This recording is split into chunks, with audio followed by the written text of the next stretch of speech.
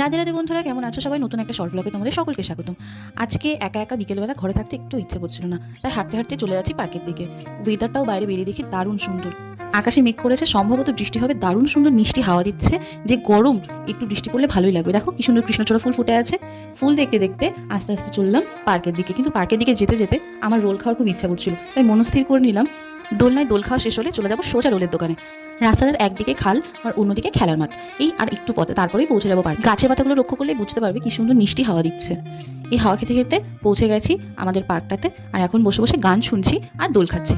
কিন্তু দোল খেতে খেতে হঠাৎ আকাশের দিকে তাকিয়ে দেখলাম যে ভালো মতো মেঘ করেছে, আর যদি একটু বেশিক্ষণ থাকে তাহলে নির্ঘাত ভিজতে হবে। তাই চললাম রোলের দোকানে। কিন্তু আর কি বলবো, আমার কপালটাই খারাপ, আজকে রোলের দোকান বন্ধ। তাই চিজকর্ন পাফ খেতে মিও আমরে পৌঁছে গেছি। চিজকর্ন পাফের সাথে একটা কেকও নিয়ে নিয়েছি। তাহলে আর কি, আমি এনজয় করতে থাকি আমার পাফ আর কেক।